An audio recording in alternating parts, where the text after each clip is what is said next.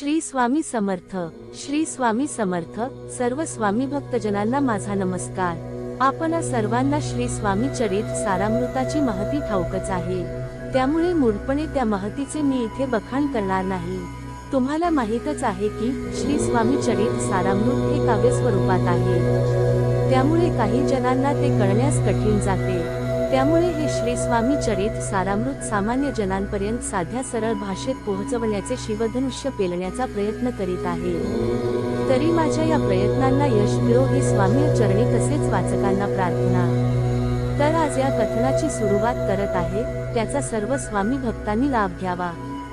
श्री स्वामी चरित सारामृत मराठी अनुवाद. अध्याय पहिला. श्री गणेश, श्री सरस्वती, श्री गुरु, श्री कुलदैवत, अक्कलकोट निवासी पूर्ण दत्तावतार यतिवर्य श्री स्वामीराज यांना वंदन करून ग्रंथ रचयिते कैलासवासी विष्णू बळवंत थोरात यांनी श्री स्वामी चरित सारामृत या नित्यपठण उपयोगी पोथीच्या लिखाणाला प्रारंभ केला आहे.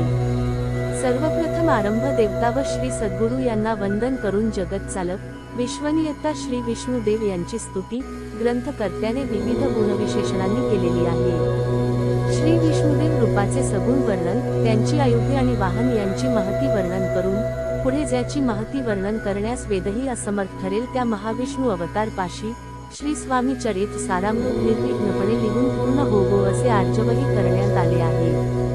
त्यानंतर ब्रह्मकुमारी शारदा गुरुवर्य माता पिता यांना ग्रंथकर्त्याने वंदन केले असून त्रिगुणात्मक त्रिमूर्ती अशा श्री दत्तात्रयांचे स्मरण करताना कलियुगात क्षीण होत गेलेली धर्म वासना पुन्हा मूळपदावर आणण्यासाठी अवतरलेल्या अत्रिपुत्र श्री दत्तात्रयांची महती कथन करून ग्रंथकर्त्याने पुढे कवी व्यास, वाल्मिकी, कालिदास, वामन, श्रीधर, तुकाराम आदी संत कवी तसेच पंथ कवींनाही आदरभावे वंदन केलेले आहे.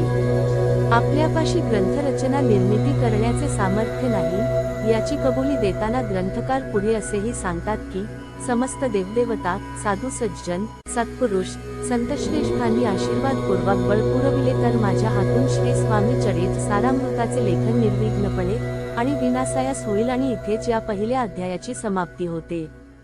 श्री स्वामी समर्थ. जय जय स्वामी समर्थ.